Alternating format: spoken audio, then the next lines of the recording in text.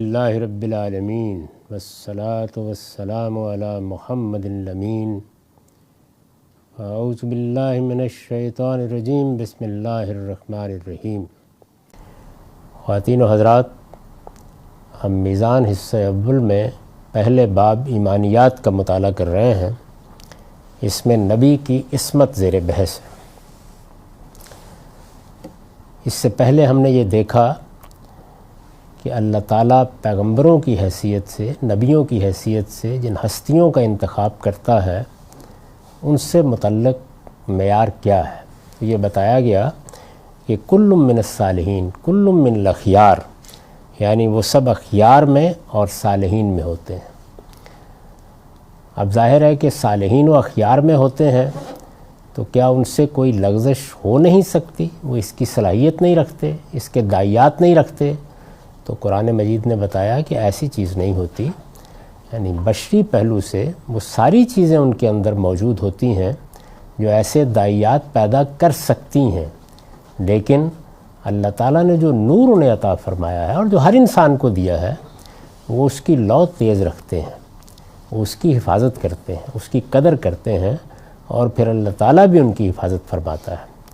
اس میں سیدنا یوسف کا ذکر ہوا، پھر سیدنا آدم علیہ السلام کے ساتھ جو معاملہ ہوا اس کی ہم نے حقیقت سمجھی کہ انسان کے اندر ایک جانب نفس ہے اور ایک جانب حق ہے۔ تو بعض اوقات ایسا ہوتا ہے کہ جانب حق کی طرف ترغیبات اس درجے میں لے جاتی ہیں کہ اللہ تعالیٰ نے اس کے لیے جو حدود مقرر کیے ہوتے ہیں ان کی خلاف ورزی ہو جاتی ہے، اور یہ اسی وقت ہوتا ہے کہ جب یا تو انسان کسی چیز کے علم کے معاملے میں ناپختہ رہ جاتا ہے، جیسے ہم نے بہت سے لوگوں کو دیکھا کہ وہ بعض دینی ترغیبات کے نتیجے میں حدود سے آگے بڑھ گئے۔ تو وجہ کیا تھی؟ اچھا علم نہیں تھا، علم کی تربیت نہیں ہوئی تھی، علم کے معاملے میں انسان کا رویہ کیا ہونا چاہیے وہ سکھایا نہیں گیا تھا۔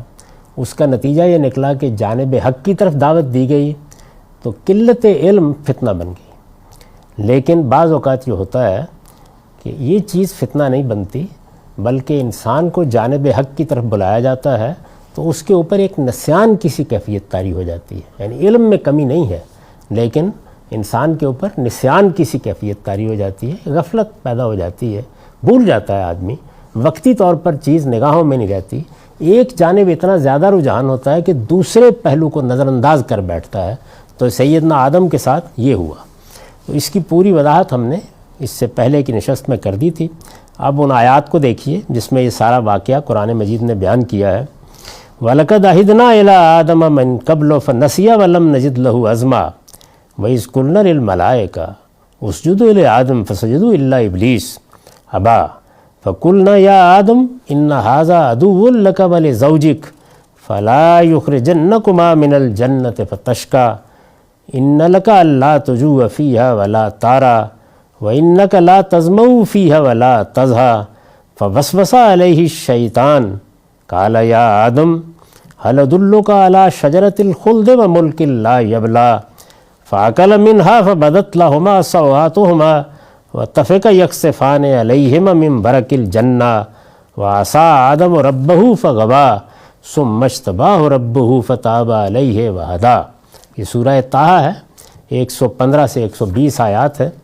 ان کا ترجمہ یہ ہے، ہم نے اس سے پہلے آدم پر ایک عہد کی ذمہ داری ڈالی تھی، یعنی اللہ تعالیٰ نے ایک معاملہ کیا تھا جس میں یہ بتایا گیا تھا کہ یہ چیزیں تمہارے لیے مباح ہیں، لیکن اس کے باوجود کہ تم میاں بیوی ہو فلاں معاملے پر ہم نے پابندی لگا دی ہے۔ یہ جو عہد کی ذمہ داری ڈالنا ہے، جب اللہ تعالیٰ شریعت دیتے ہیں یا احکام دیتے ہیں، جیسے ہمیں نماز کا حکم دیا ہے، روزے کا حکم دیا ہے، تو یہ گویا اللہ کا میثاق اور اللہ کا عہد ہوتا ہے جو ہمارے ساتھ ہے۔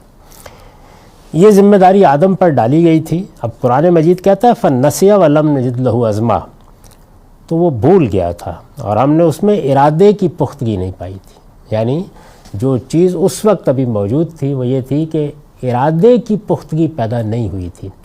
ارادے کی پختگی تربیت سے پیدا ہوتی ہے، یعنی یہ وہ چیز ہے کہ جس میں ایک لمبا وقت چاہیے ہوتا ہے۔ اس سے پہلے ہم نے یہ دیکھا کہ ایک پیغمبر جس کو کل اللہ تعالیٰ کی یہ عظیم نعمت ملنی ہے تو وہ بھی کہیں سے اپنی زندگی کی ابتدا کرتا ہے.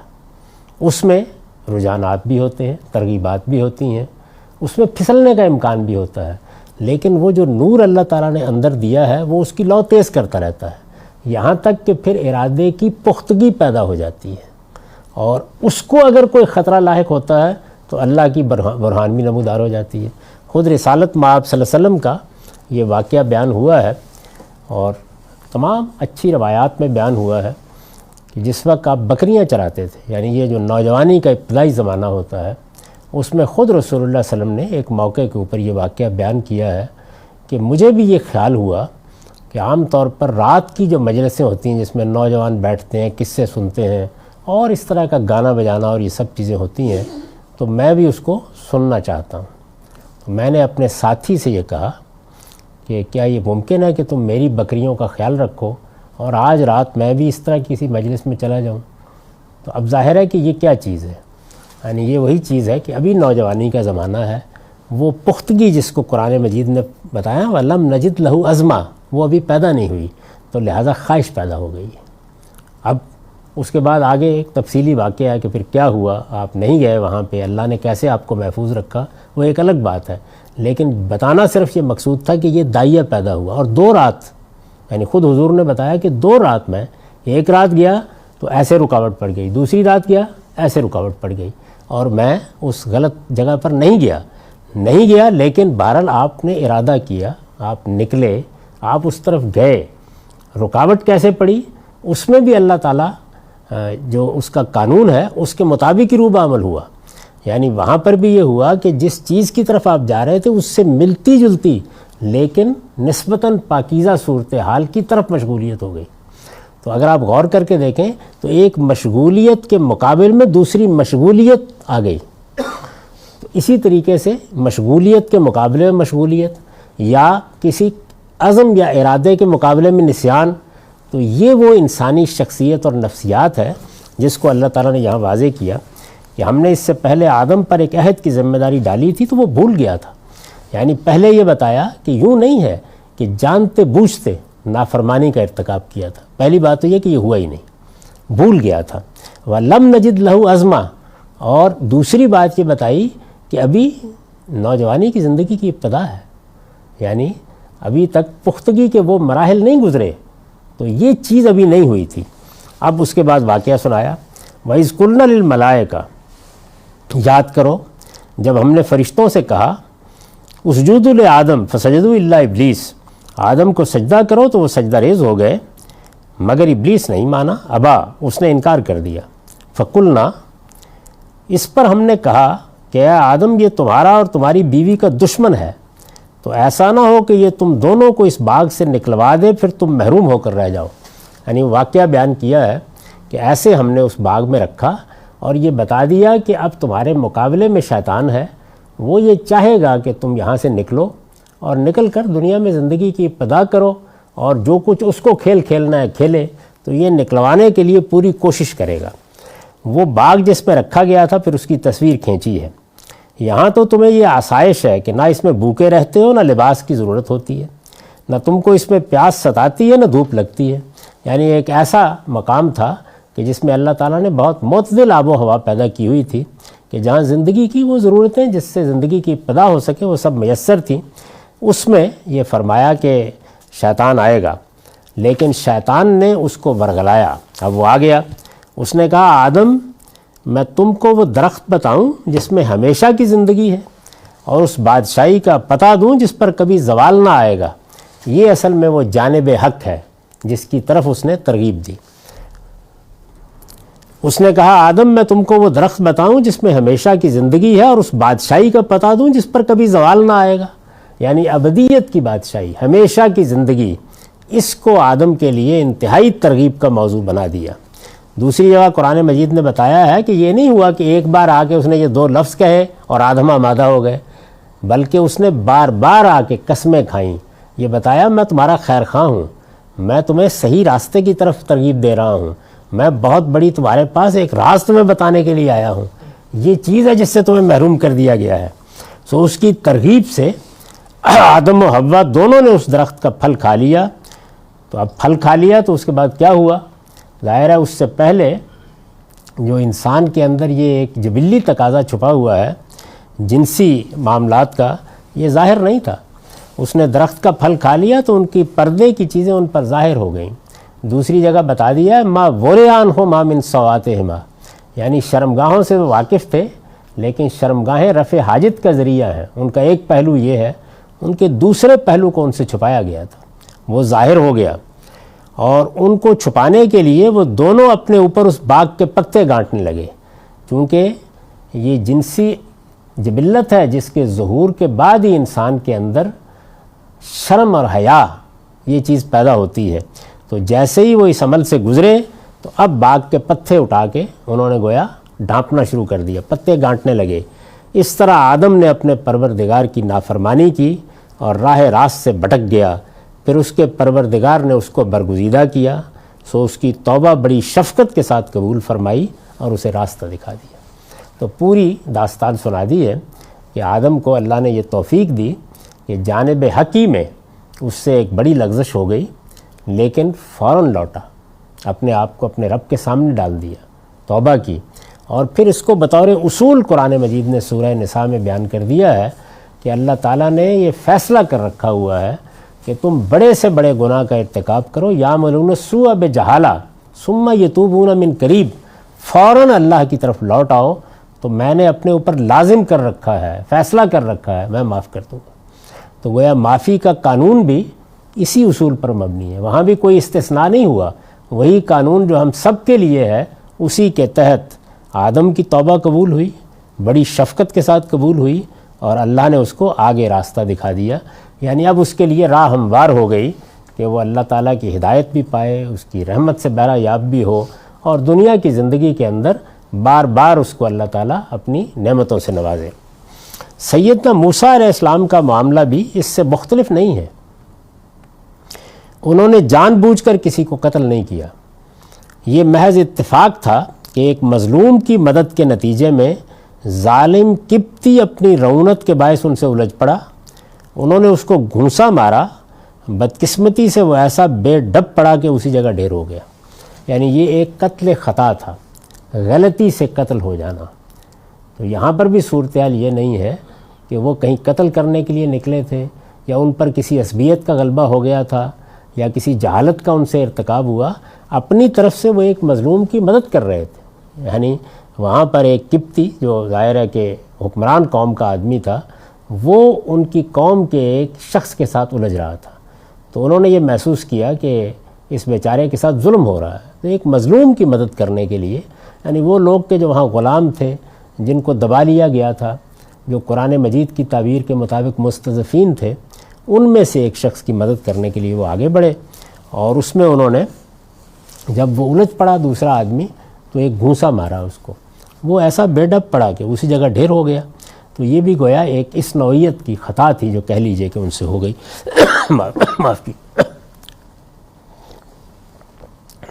قرآن مجید نے اس کو بیان کیا ہے، سورہ قصص سے میں نے انتخاب کیا 15-16 آیت کا، وہ الفاظ یہ ہیں: وَدَخَلَ الْمَدِينَةَ عَلَىٰ حِينِ غَفْلَةٍ مِّنْ أَهْلِهَا فَوَجَدَ فِيهَا رَجُلَيْنِ يَقْتَتِلَانِ هَٰذَا مِنْ شِيعَتِهِ وَهَٰذَا مِنْ عَدُوِّهِ فَاسْتَغَاثَهُ الَّذِي مِنْ شِيعَتِهِ عَلَى الَّذِي مِنْ عَدُوِّهِ فَوَكَزَهُ مُوسَىٰ فَقَضَىٰ عَلَيْهِ قَالَ هَٰذَا مِنْ عَمَلِ الشَّيْطَانِ إِنَّهُ عَدُوٌّ مُضِلٌّ مُّبِينٌ قَالَ رَبِّ إِنِّي ظَلَمْتُ نَفْسِي فَاغْفِرْ لِي فَغَفَرَ لَهُ إِنَّهُ هُوَ الْغَفُورُ الرَّحِيمُ۔ پھر ایک دن اتفاق سے وہ یعنی موسیٰ، پھر ایک دن اتفاق سے وہ ایسے وقت شہر میں داخل ہوا جبکہ شہر کے لوگ بے خبر ہوتے تھے، یعنی دوپہر کا وقت لوگ اس میں عام طور پر قیلولہ کرتے تھے، تو اس نے دیکھا کہ دو آدمی وہاں لڑ رہے ہیں، ایک اس کی اپنی قوم سے تھا اور دوسرا اس کے دشمنوں کی قوم میں سے۔ بنی اسرائیل کو غلام بنا کے رکھا گیا تھا، بیگار لی جاتی تھی ان سے، اور یہ قبطیوں کی اس وقت حکومت تھی۔ ظاہر ہے کہ فرعون کے اعیان و اکابر اور اسی طرح پوری قوم بیگاری لیتی تھی ان سب سے، تو یہ آدمی اپنی قوم سے تھا اور دوسرا اس کے دشمنوں کی قوم میں سے۔ پھر اس کی قوم کے آدمی نے اس شخص کے مقابل میں اس کی مدد چاہی جو اس کے دشمنوں میں سے تھا کہ یہ میرے ساتھ زیادتی کر رہا ہے، تو اس نے پکارا اور یہ کہا کہ میری مدد کرو۔ اس پر موسیٰ نے اس کے گھونسا مارا اور اس کا کام تمام کر دیا۔ یعنی وہ آگے بڑھے، کوشش کی، اور اس کے بعد یہ حادثہ ہو گیا۔ یہ حرکت سرزد ہوتے ہی موسیٰ نے کہا یہ تو مجھ سے شیطانی کام ہو گیا۔ یعنی آپ دیکھیں نا فوری رد عمل کیا ہے، یعنی نہ ان کا مارنے کا ارادہ تھا، نہ اس طرح کا کوئی اقدام وہ کرنا چاہتے تھے اپنی طرف سے۔ تو جیسے ہم بھی بعض موقعوں کے اوپر یعنی اتنی کوشش کرتے ہیں کہ بھئی یہ الجھ رہا ہے اس وقت، اس کا گریبان پکڑا ہوا ہے، چھوڑ دے، تو گھونسا مارا انہوں نے۔ یہ تو مجھ سے شیطانی کام ہو گیا ہے، اس میں شبہ نہیں کہ شیطان ایک کھلا ہوا گمراہ کرنے والا دشمن ہے۔ یہ انہوں نے فوراً الفاظ کہے۔ اس نے دعا کی کہ میرے پروردگار، میں نے اپنی جان پر ظلم کیا ہے سو مجھ کو بخش دے، تو اس کے پروردگار نے اسے بخش دیا۔ حقیقت یہ ہے کہ وہی بخشنے والا ہے، اس کی شفقت ابدی ہے۔ یہ واقعات اس لیے یہاں جمع کر دیے میں نے کہ سیدنا آدم کا معاملہ، سیدنا موسیٰ کا معاملہ، سیدنا یوسف کا معاملہ، تاکہ یہ بات بالکل واضح ہو جائے کہ انبیاء علیہم السلام کا معاملہ یہ نہیں ہے کہ وہ کوئی روبوٹ کی طرح ہوتے ہیں، یا یہ کہ ان کے اندر کسی غلط کام کی طرف جانے کی صلاحیت ہی نہیں ہوتی۔ اللہ تعالیٰ نے جو بشری خصوصیات ہیں ان کو بھی دی ہوتی ہیں، لیکن ان کے ہاں احتیاط، تقوی، جو اللہ کا نور ان کو حاصل ہے، اس نور کی لو کو تیز رکھنے کا معاملہ رہتا ہے۔ تو اس میں سیدنا یوسف کی مثال یہ ہے کہ جب اس طرح احتیاط اور تقوی کے مراحل سے گزرتا ہے آدمی تو اللہ تعالیٰ کیسے مدد کرتا ہے، یعنی اللہ کی مدد حاصل ہوتی ہے جو بعض موقعوں پر وہ بچ سکتے ہیں، وہ بھی بتا دیا۔ اور اسی طرح یہ بھی کہ اس طرح کی غلطیاں جانب حق میں ہو جاتی ہیں، تو اس کو انبیاء کی عصمت کے خلاف نہیں سمجھنا چاہیے، یہ جانب حق کی غلطیاں ہیں، تاکہ یہ معلوم رہے کہ وہ انسان ہیں، بشر ہیں، ان کا معاملہ بھی یہی ہے، تاہم ایسے ہوتا ہے۔ حضرت موسیٰ نہ تو قبطی کے قتل کرنے کا کوئی ارادہ رکھتے تھے اور نہ ان کو اس صورتحال کے پیش آنے کا کوئی گمان تھا، بلکہ بالکل بے ارادہ جب یہ حادثہ پیش آ گیا تو انہیں فوراً اپنی غلطی پر سخت پشیمانی ہوئی اور انہوں نے اپنے رب سے معافی مانگی کہ اے رب، میں نے اپنی جان پر سخت ظلم ڈھایا ہے، تو مجھے معاف فرما دے۔ چونکہ یہ غلطی ان سے بالکل بے ارادہ ہوئی تھی، پھر انہوں نے معافی بھی بلا تاخیر مانگی، یعنی ایک تو غلطی بالکل بے ارادہ ہوئی، معافی بلا تاخیر مانگی، اس وجہ سے اللہ تعالیٰ نے ان کو فوراً ہی معاف فرما دیا، اور اس معافی کی غیبی طور پر ان کو بشارت بھی مل گئی۔ اللہ تعالیٰ غفور و رحیم ہے، یعنی یہ گویا اللہ کا قاعدہ ہے کہ وہ اعلیٰ ترین انسانوں سے بھی اس سے آگے توقع نہیں کرتا۔ یہ اللہ تعالیٰ کے منتخب بندے ہیں جن کو نبوت کے لیے اللہ تعالیٰ نے منتخب کیا ہے، تو اگر ان سے بھی اس طرح کوئی لغزش ہوتی ہے تو اللہ تعالیٰ ایسے معاملہ کرتے ہیں۔ لیکن اصل چیز کیا ہے؟ ایک اعلیٰ کردار کے انسان سے غلطی ہوئی ہے، غلطی بھی جانب حق میں ہوئی ہے، لغزش بھی اللہ کی نافرمانی پر اصرار کے نتیجے میں نہیں ہوئی یا سرکشی کے نتیجے میں نہیں ہوئی۔ اس کے باوجود ایک لمحے کا توقف نہیں کیا، نہ سیدنا آدم نے نہ سیدنا موسیٰ نے، فوراً اللہ کے سامنے سربسجود ہو گئے، فوراً اس کی طرف لوٹ آئے۔ اور یہ اللہ کا وہ قانون ہے کہ جو سب انسانوں کے لیے، جیسا کہ میں نے ابھی عرض کیا، اللہ تعالیٰ نے اپنی کتاب میں بیان کر دیا ہے کہ یعملون السوء من جہالہ ثم یتوبون من قریب۔ بڑی سے بڑی غلطی، بڑے سے بڑا گناہ، یعنی ہم لوگوں کے لیے تو اللہ کی یہ عنایت ہے کہ وہ گناہ اگرچہ نافرمانی کے داعیات کے ساتھ ہوا ہو، جذبات سے مغلوب ہو کر اسی طرح جبلتوں سے مغلوب ہو گئے ہوں جس طرح کے گناہ گار ہوتے ہیں، تب بھی فرمایا کہ فوراً لوٹو گے تو میں معاف کر دوں گا۔ یعنی یہ اللہ کی عنایت، اللہ کا کرم ہے۔ لیکن پیغمبروں کے ان واقعات کو بیان کرنے کا مقصود یہ تھا کہ یہ واضح ہو جائے کہ وہ انسانی ہوتے ہیں، ان کے اندر بھی وہ سب داعیات ہوتے ہیں، تاہم ان کی عصمت کا مطلب کیا ہے؟ یعنی عصمت کا مطلب عام طور پر یہ خیال کیا جاتا ہے کہ وہ گناہ کرنے کی، غلطی کرنے کی صلاحیت نہیں رکھتے۔ یہ صورتحال نہیں ہے، یہ ان کی شخصیت ہوتی ہے، اللہ ان کی ایسے حفاظت کرتے ہیں۔ اور اگر کوئی اس طرح کی چیز ہو جائے تو ان کے ہاں توبہ، رجوع، اللہ کی طرف پلٹنے کا معاملہ اس طرح ہوتا ہے۔ یہ دونوں واقعات نبوت سے پہلے کے ہیں، یعنی یہ نبوت سے پہلے سیدنا یوسف کا معاملہ بھی یہی ہے، سیدنا موسیٰ کا معاملہ بھی یہی ہے، اور سیدنا آدم کا معاملہ بھی یہی ہے۔ نبوت سے پہلے یہ سب ہوا ہے، یہ دونوں واقعات نبوت سے پہلے کے ہیں۔ قرآن کا ارشاد ہے کہ اس منصب پر فائز ہو جانے کے بعد، یعنی اب اللہ تعالیٰ اس کردار، اس سیرت کے ساتھ جو احتیاط، تقوی، جو نور یزدانی کی قدر افزائی ہوتی ہے، اللہ ان کا انتخاب کرتا ہے۔ صالحین ہیں، اخیار ہیں، نیکی اور خیر کا مجسمہ ہے، اللہ نے انتخاب کر لیا۔ اس سے پہلے یہ صورتیں ہو جاتی ہیں جو بیان ہو گئیں، لیکن قرآن کا ارشاد ہے کہ اس منصب پر فائز ہو جانے کے بعد انبیاء علیہم السلام ہمہ وقت فرشتوں کی نگرانی میں ہوتے ہیں۔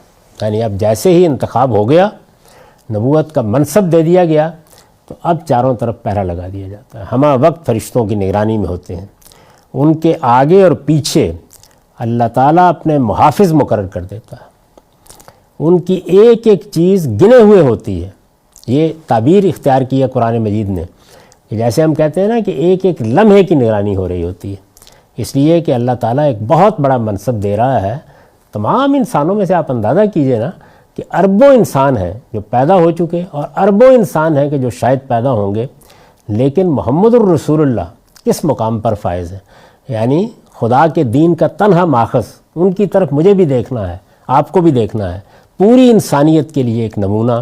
تو اس وجہ سے اللہ تعالیٰ فرشتوں کی نگرانی میں دے دیتے ہیں، یعنی اب گویا بڑا منصب ہے، اس منصب کی ذمہ داریاں ادا کرنی ہیں۔ ان کے آگے اور پیچھے اللہ تعالیٰ اپنے محافظ مقرر کر دیتا ہے، ان کی ایک ایک چیز گنے ہوئے ہوتی ہے، اور وہ دیکھتا رہتا ہے کہ اس کے پیغامات انہوں نے بے کم و کاست پہنچا دیے یا نہیں۔ اس میں بھی فرشتوں سے یہ نہیں کہا جاتا کہ وہ گویا گردن سے پکڑ لیں گے، کوئی غلطی ہے، کوئی کوتاہی ہو رہی ہے، کوئی لغزش ہے، اللہ تعالیٰ اس پر متنبہ کرتا ہے، بتاتا ہے، توجہ دلاتا ہے۔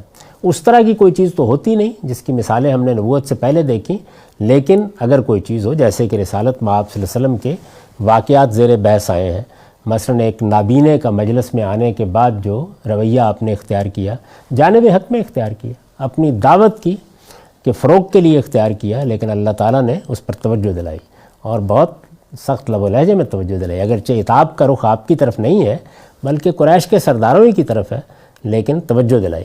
اسی طرح کا معاملہ غزوہ تبوک میں ہوا، یا بعض اور چیزیں بھی ہیں۔ تو آگے اور پیچھے اللہ تعالیٰ اپنے محافظ مقرر کر دیتا ہے، ان کی ایک ایک چیز گنے ہوئے ہوتی ہے، اور وہ دیکھتا رہتا ہے کہ اس کے پیغامات انہوں نے بے کم و کاست پہنچا دیے یا نہیں۔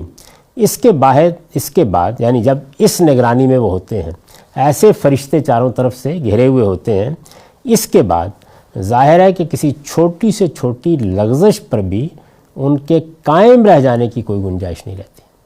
ہو جائے گی لیکن یہ نہیں ہو سکتا کہ قائم رہ جائیں۔ اللہ تعالیٰ ان کے اجتہاد میں بھی اگر کوئی چیز ایسی ہوتی ہے تو توجہ دلاتے ہیں، اس کی اصلاح کر دیتے ہیں۔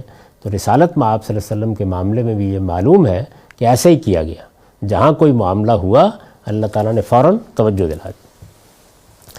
اس کو قرآن مجید نے بیان کیا ہے، یہ سورہ جن کی 27-28 آیات ہیں۔ الا من ارتضى من رسول فإنه يسلك من بين يديه ومن خلفه رصدا ليعلم أن قد أبلغوا رسالات ربهم وأحاط بما لديهم وأحصى كل شيء عددا۔ رہے وہ جن کو وہ رسول کی حیثیت سے منتخب کر لیتا ہے، وہ اپنی طرف سے کچھ نہیں کہہ سکتے، ان کے آگے اور پیچھے تو وہ پہرا لگا دیتا ہے تاکہ معلوم رہے کہ انہوں نے اپنے رب کے پیغامات پہنچا دیے ہیں، اور وہ ان کے ماحول کو گھیرے میں اور ان کی ہر چیز کو گنتی میں رکھتا ہے۔ یعنی گویا ایک ایک لمحے کی نگرانی ہو رہی ہوتی ہے کہ اب اس شخص کو یا اس ہستی کو ہم نے یہ بڑا منصب دیا ہے، اس پر ہم نے فائز کیا ہے، اس کو اب یہ ذمہ داری انجام دینی ہے۔ اب کوئی ایسی چیز نہیں ہونی چاہیے کہ جہاں ہمارے پیغام کے بارے میں کوئی شبہ ہو جائے یا شخصیت کے معاملے میں کوئی شبہ ہو جائے، تو دونوں کی حفاظت کی جاتی ہے۔ یہ میرے نزدیک نبی کی عصمت کا مطلب ہے، یعنی اس کی حدود یہ ہیں۔ اب آپ اس کے مقابل میں جب ہمارے ہاں متکلمین کی بحثیں پڑھیں گے تو اندازہ ہو جائے گا کہ اس میں کتنا فرق ہے، یہ نوعیت ہے اس کی۔ اس کے بعد اگلا عنوان ہے نبی کی ریاضت۔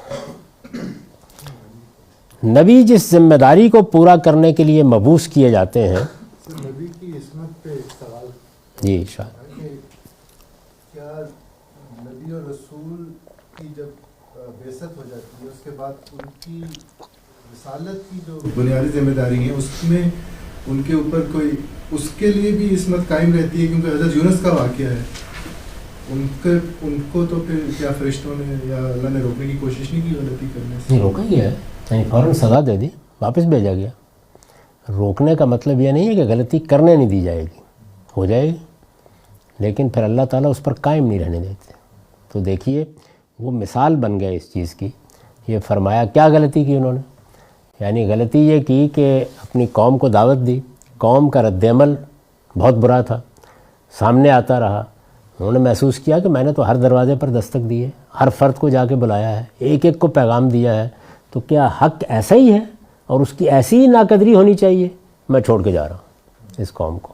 یعنی وہ وقت آ گیا ہے, وہ ہجرت کا وقت غلط طے کیا. اللہ تعالیٰ کی طرف سے بتایا جانا تھا کہ آپ قوم کو کب چھوڑ دیں. اور یہ صاف معلوم ہوتا ہے کہ بہت سے ایسے معاملات ہیں کہ جن میں اس طرح کا اگر کوئی حادثہ نہیں ہوا تو بعض اوقات اس کے حدود معلوم بھی نہیں ہوتے. مثلا سیدنا یونس کو مقرر کر دیا, آپ جائیں اپنی قوم کو پیغام پہنچائیں, دعوت دیں. یہ چیز انڈرسٹوڈ ہے, مانی ہوئی ہے کہ اللہ تعالیٰ ہی بتائیں گے کب نکلنا ہے, لیکن یہ باقاعدہ طریقے سے بتایا نہیں گیا کہ میرے کہے بغیر تم نہیں نکلو گے. اپنے اجتہاد سے انہوں نے فیصلہ کر لیا. تو یہ بات ہوئی. اب ظاہر ہے کہ جب پیغمبری کے منصب پر آپ فائز ہیں اور آپ کو ایک ذمہ داری دی گئی ہے تو اللہ تعالیٰ جب تک ہجرت کا حکم نہیں دیں گے اب چھوڑ نہیں سکتے. تو اب اس کو بطور اصول بیان کرنا شروع کیا. چنانچہ رسالت میں آپ صلی اللہ علیہ وسلم کو توجہ دلائی کہ ولا تکن کا صاحب الحوت, وہ مچھلی والے کی طرح نہ ہو جانا. تو ایسا ہی ہوتا ہے, یعنی رسالت میں آپ صلی اللہ علیہ وسلم کو بھی فرشتوں نے اس وقت نہیں روکا آ کے کہ یہ آپ اس نابینا کے ساتھ جو معاملہ کر رہے ہیں تو رک جائیں, ہو گیا وہ معاملہ. اس کے بعد پھر قرآن مجید نے توجہ دلائی اور یہ کہا کہ عبس وتولی, آپ نے ایسا کیا. اسی طرح سے فرشتوں نے آگے یہ نہیں کہا کہ یہ منافقین ہیں, آ کے آپ سے اجازت لے رہے ہیں تو آپ اجازت کیوں دے رہے ہیں ان کو, روک نہیں دیا گیا, وہ معاملہ ہو گیا. اس کے بعد تبصرہ کرتے ہوئے بتایا کیونکہ یہ سب جانب حق میں ہو رہا ہے, تو پیغمبروں کے ساتھ بھی ایسا ہی معاملہ ہوتا ہے. ایک ضمنی سوال ہے اسی بارے میں, آپ نے جب رسول نبوت سے پہلے بھی وہ پہلے میں رہتے روک دیا جاتا ہے جیسے حضرت یوسف علیہ السلام کو روکا گیا؟ نہیں, اس وقت کوئی پہرا نہیں ہے, اس وقت اس طرح کی کوئی صورت نہیں ہے. بس اللہ کی برہان کسی خاص موقع پر نمودار ہو گئی. یعنی جب وہ اس طرف رغبت کر رہے تھے تو اللہ تعالیٰ کی نگرانی میں تو ہم سب ہیں, ہر وقت ہیں, تو وہ اس نگرانی کا اظہار ہے. یہ خصوصی نگرانی ہے. یعنی جب آپ نے نبوت کے منصب پر فائز کر دیا تو اب اللہ تعالیٰ کا پیغام ہے ان کے پاس, اس میں کوئی غلطی نہ ہو جائے. اللہ تعالیٰ نے قرآن مجید میں بتایا خود قرآن کے بارے میں کہ آپ اس قرآن کو پڑھیں, آپ کو تردد نہیں ہونا چاہیے, ہم اس کو آپ کے دل میں بھی قائم رکھیں گے, اور اگر کوئی اس معاملے میں پڑھنے میں غلطی ہوگی تو اس کی اصلاح بھی کریں گے. یہ سب ہمارا کام ہے. تو یہ اصل میں وہ نگرانی ہے جس کا یہاں بیان ہوا ہے. جانب حق اور جانب نفس جو ہے, کیا یہ صرف ایک پرسپیکٹیو کا نام ہے؟ کیونکہ انسان تو جو بھی کام کر رہا ہے وہ اپنی الٹیمیٹ بقا کے لیے کر رہا ہوتا ہے. اگر اس کو یہ پرسپیکٹیو ہو کہ یہی زندگی مکمل ہے تو وہ اپنی بقا کے لیے بعض دفعہ غلطیاں کر, پوری زندگی میرے سامنے ہے تو پھر میں وہی کام نیکی بن جاتے. تو یہ جانب حق جانب نفس کے دونوں کے پیچھے جو محرک ہے وہ تو انسان کی بقا کا جذبہ ہی ہے نا. کہ جانب نفس میں تو ایسا نہیں ہوتا. مثلا جب میں ملاوٹ کرتا ہوں, جب میں جھوٹ بولتا ہوں, جب میں دھوکہ دیتا ہوں, جب میں غبن کرتا ہوں, چوری کرتا ہوں, تو یہ تو بالکل یعنی بدی کے محرکات کے تحت کرتا ہوں. لیکن اس میں یہی خیال ہوتا ہے نا کہ میں یہ کام کروں گا تو میں آگے نکل جاؤں گا, میری بقا اس کے اندر ہے کہ میں اپنے آپ کو محفوظ کر لوں. یہ تو اصل میں وہ جانب حق نہیں ہے. وہ اس بات سے واقف ہے کہ چوری کرنا ایک نہایت برا کام ہے. یہ اصلاً نفس کی ترغیبات ہی کے نتیجے میں ہوا ہے. اس کے معاملے میں وہ کسی غلطی میں نہیں تھا. جانب حق کا مطلب یہ ہے کہ اس چیز کی غلطی آپ پر واضح نہیں ہے, وہ غلط نہیں ہے کام, لیکن آپ اس کو کسی بڑی ترغیب کے تحت کر رہے ہیں. یعنی دیکھیے نا, بیوی کے پاس رمضان کی رات میں چلے جانا اپنی ذات میں غلطی نہیں ہے, گناہ نہیں ہے.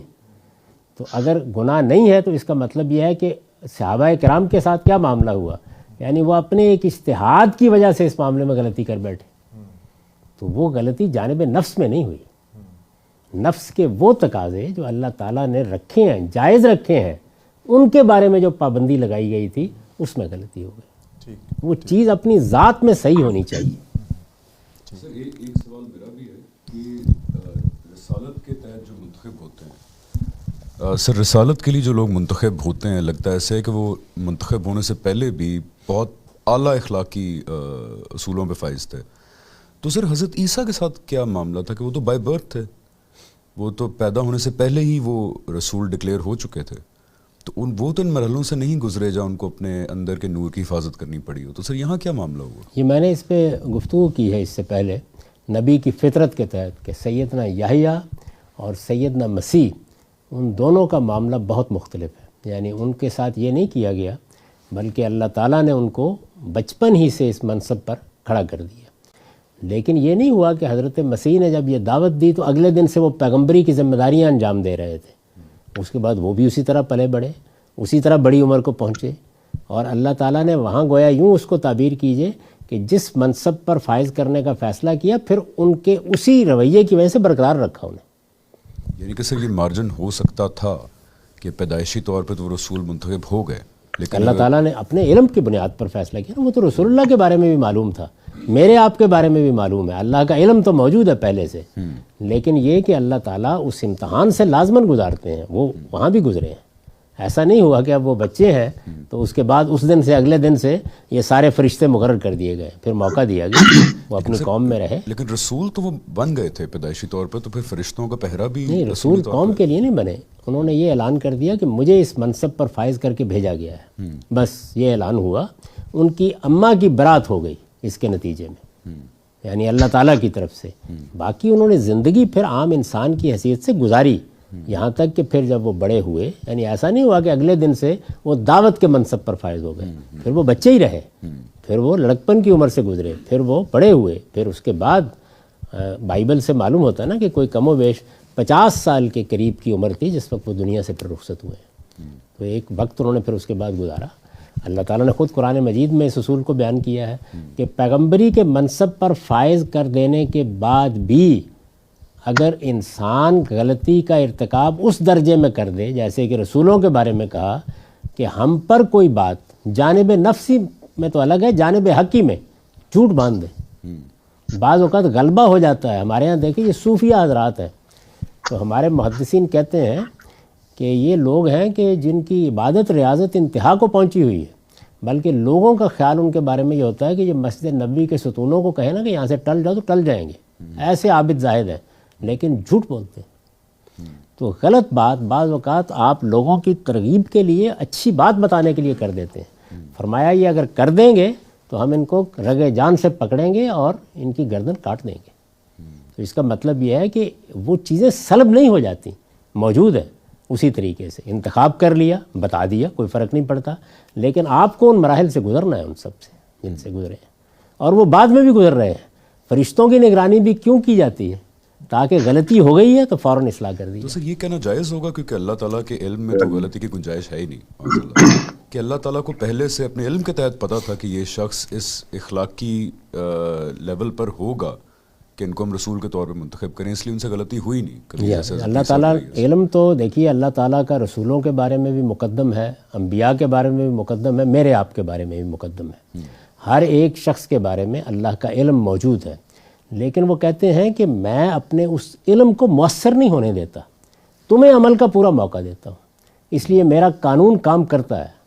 چنانچہ جگہ جگہ اس کو امکان کے طور پر بیان کرتے ہیں کہ میں نے یہاں 2 امکان رکھے ہوئے ہیں. مثلاً رسالت میں آپ صلی اللہ علیہ وسلم کے بارے میں یہ بتایا ہے کہ 2 شکلیں ہوں گی, یا تو آپ کو دنیا سے اٹھا لیا جائے گا یا آپ کی آنکھوں کے سامنے یہ معاملہ ہوگا. اب اللہ تعالیٰ جانتے تو ہے نا کہ کیا ہوگا, لیکن وہ ان عملی امکانات کو ایسے ہی رکھتے ہیں کہ یہ ایسے ہوں گے, اور یہ ہوا تو ہم یہ کریں گے, یہ ہوا تو ہم یہ کریں گے. گویا بہت سے معاملات میں انسان کے عمل سے جو چیزیں ظہور پذیر ہوتی ہیں اس کے 2 یا 3 امکانات یا احتمالات ہوتے ہیں, ان کو سامنے رکھ کے اللہ تعالیٰ دونوں اور تینوں کے بارے میں قانون بیان کر دیتے ہیں. یہ ہوا تو یہ ہوگا, یہ ہوا تو یہ ہوا. مثلا قریش کو کہا گیا ہے کہ اگر تم لوگ صحیح راستے پر رہو گے, پیغمبر کی بات مان لو گے تو اچھی بات, اگر ایسا نہیں ہوتا تو یستبدل قوما غیرکم ثم لا یکونوا امثالکم, تمہاری جگہ ہم دوسری کسی قوم کو اٹھا لائیں گے. تو یہ ایک بڑا غیر معمولی امتزاج ہے کہ اللہ کا علم امکانات جو یہاں وہ پیدا کر دیتے ہیں اس کے لحاظ سے اپنا فیصلہ سناتا ہے کہ میں نے یہ 2 راستے کھول دیے ہیں, اب یہ راستہ بھی اختیار تم کر سکتے ہو, یہ کرو گے تو میرا فیصلہ یہ ہوگا, یہ کرو گے تو میرا فیصلہ یہ ہوگا. تو ہمارے بارے میں بھی یہی ہے کہ دیکھو میں نے تمہیں 2 راستے بتا دیے ہیں, ہدینہ السبیل, ہدینہ النجدین, 2 راستے بتا دیے ہیں, اما شاکرن و اما کفورا. اب تم نے فیصلہ کرنا ہے کہ تم شکر گزار بنتے ہو یا ناشکرے بنتے ہو. شکر گزار بنو گے تو میرے علم کے تحت یہ چیزیں وجود میں آ جائیں گی، ناشکرے بنتے ہو تو میرے علم کے تحت یہ چیزیں وجود میں آ جائیں گی. تو یہ اس طرح ہے. اسی کے ساتھ آپ نے یوسف علیہ السلام کو آپ نے روک دیا گیا جب وہ کرنا چاہ رہے تھے، لیکن اگر میں اور آپ یا کوئی اور کرتا ہے تو اس میں وہ نہیں روکیں گے جیسے حضرت یوسف علیہ السلام کو روکا گیا یا دوسرے پیغمبروں میں. تو یہاں پھر وہ جو اختیار کا اور یہ وہ سارا کچھ وہ کام یہاں پر بھی ہوتا ہے. یعنی وہ تو ایک اصول ہے کہ آپ اگر قدر کرتے ہیں، اللہ کی مدد مانگتے ہیں، تقوی اور احتیاط کا رویہ اختیار کرتے ہیں، تو روکنے سے مراد کیا ہے؟ یعنی ایسے اسباب پیدا ہو جاتے ہیں کہ اللہ پھر وہ غلطی نہیں ہونے دیتے. یہ سب کے ساتھ ہو رہا ہے. فرشتے سب کی مدد کر رہے ہیں. اسی طرح سے جب ہم سرکشی اختیار کرتے ہیں تو شیطان کے مسلط ہونے کا عمل بھی ایسے ہی ہوتا ہے. تو یہ چیزیں ہر ایک کے ساتھ ہیں. وہاں یہ بیان کیا ہے کہ وہ فی الواقع اس کے مستحق تھے. اب ہم مستحق ہوتے ہیں یا نہیں ہوتے، ہمارا رویہ ہوتا ہے یا نہیں ہوتا. اگر ہم مستحق ہو جائیں گے تو وہی ہوگا. جیسے دیکھیے غلطی پر معافی مانگنے کے بارے میں ایک ہی قانون ہے کہ سیدنا آدم نے، سیدنا موسیٰ نے فوری طور پر معافی مانگی، معاف کر دیا. اسی کو قانون بنا دیا کہ تم سب کے لیے بھی یہی قانون ہے. بڑے سے بڑے گناہ کا ارتکاب کرو گے اللہ معاف کر دے گا، بشرطے کہ من یتوبون من قریب. تو ہمارے ساتھ بھی یہ ہو رہا ہے. لیکن ہو رہا ہے کہ مطلب کیا ہے کہ لازماً ہو جائے گا؟ نہیں، اس کے شرائط پورے کریں گے تو ہوگا نا. اگر ہم نے اپنے آپ کو اس طرح سنبھالے رکھا ہے تو اللہ ہماری بھی مدد کرتا ہے. یہ تو ہر انسان کو دنیا میں سابقہ پیش آتا ہے کہ بعض اوقات سارے عوامل جمع ہو جاتے ہیں گناہ کے یا غلطی کے، اللہ نکال لیتا ہے. بہت بڑے گناہوں میں انسان ہوتا ہے اور اچانک ایک روشنی پیدا ہوتی ہے، وہ اندر فطرت کا نور موجود ہوتا ہے، اللہ تعالیٰ اس سے نکال کے ان کو کچھ سے کچھ بنا دیتا ہے. تو دسیوں انسانوں کے واقعات آپ کو ملتے ہیں. سب کے ساتھ ہوتا ہے لیکن کسی قانون کے تحت ہوگا نا. یہ تو نہیں ہے کہ حضرت یوسف نے کچھ بھی نہیں کیا اور ہو گیا. جو کچھ انہوں نے کیا اس کے نتیجے میں ہوا. ہم بھی کریں گے تو ہمارے ساتھ بھی ہوگا. اللہ تعالیٰ فرمائے. Assalamu alaikum. My question would be to the Sheikh. How would you describe the masumiyat of the Anbiya alayhi salatu wasalam in contrast to the rest of the makhluqat? For Allah subhanahu wa ta'ala says in Surah Al-Fath that Allah has forgiven the past and future sins of Sayyidina Rasulullah alayhi salatu wasalam. So we are of the great tenacity of believing that the Anbiya alayhi salatu wasalam are masum, meaning very acquittal in the sinlessness. How would you, Sheikh, describe or define the masumiyat of the Anbiya, please? اسی پر میں نے بڑی تفصیل کے ساتھ گفتگو کی ہے کہ انبیاء علیہم السلام اپنی ذات میں اخیار اور اپنی ذات میں صالحین ہوتے ہیں. جو ان کو نعمت ملی ہے اس کی قدر کرتے ہیں، اپنے آپ کو سنبھالے رکھتے ہیں. بڑی تفصیل کے ساتھ یہ بتایا ہے کہ جو نور یزدانی ہر انسان کو ملا ہے اس کی قدر کرتے ہیں، اور اللہ تعالیٰ بھی ان کو پھر یہ توفیق دیتا ہے کہ وہ کسی نازک موقع کے اوپر اس کی مدد کے مستحق ہو جاتے ہیں. جیسے سیدنا یوسف کا معاملہ ہوا، رسالت میں آپ صلی اللہ علیہ وسلم کے ساتھ بھی یہی ہوا ہے. تو عصمت انبیاء کا مطلب یہ نہیں ہے کہ وہ فرشتوں کی طرح جیسے لوگ خیال کرتے ہیں. یعنی قرآن سے تو معلوم ہوتا ہے کہ فرشتوں کا معاملہ بھی یہ نہیں ہے کہ ان کے اندر صلاحیت ہی نہیں ہے گناہ کرنے کی یا غلطی کی. غلطی کی صلاحیت اسی طرح موجود ہے جس طرح مجھ میں آپ میں موجود ہے، لیکن وہ اپنی ان غلطیوں اور کوتاہیوں کے معاملے میں اس سرکشی کے مقام پر کبھی پہنچتے ہی نہیں، اس لیے کہ پہلے دن سے اپنی تربیت کر رہے ہوتے ہیں. اور عصمت کا دوسرا پہلو کیا ہے، اور وہ یہ ہے کہ جس وقت وہ نبوت کے منصب پر فائز ہوتے ہیں تو اللہ تعالیٰ کی نگرانی شروع ہو جاتی ہے. یعنی اب گویا اجتہاد میں بھی کوئی غلطی ہوگی تو فوراً اس کی اصلاح کی جائے گی. یہ جو سورہ فتح میں ذکر ہوا ہے رسالت میں آپ صلی اللہ علیہ وسلم کے بارے میں کہ اللہ آپ کی غلطیوں کو معاف کر دے گا، تو ظاہر ہے کہ ذنب کا لفظ جو ہے وہ ایک وسیع لفظ ہے، استعمال ہوا ہے، اور اس میں رسالت میں آپ صلی اللہ علیہ وسلم کو خطاب بھی امت کے وکیل کی حیثیت سے کیا گیا ہے. یعنی آپ لوگوں کی جو کچھ بھی کوتاہی ہوئی ہے، کوئی غلطی ہوئی ہے، اللہ تعالیٰ اسے معاف کر دے گا. تو عصمت انبیاء کا مطلب یہ نہیں ہے کہ ان کے اندر غلطی کرنے کی صلاحیت ہی موجود نہیں ہوتی. یہ جتنی چیزیں بیان ہوئی ہیں وہ سب وہی ہیں. نسیان بھی ہو گیا، نسیان کے نتیجے میں عصیان بھی ہو گیا سیدنا آدم کے واقعے میں، لیکن وہ کس نوعیت کی غلطی ہوتی ہے؟ وہ جانب حق کی غلطیاں ہوتی ہیں، اور اللہ تعالیٰ ان پر بھی ان کو قائم نہیں رہنے دیتا۔ وقت ختم ہو گیا جی۔ اقول قولی ھذا واستغفر اللہ لی ولکم ولسائر المسلمین۔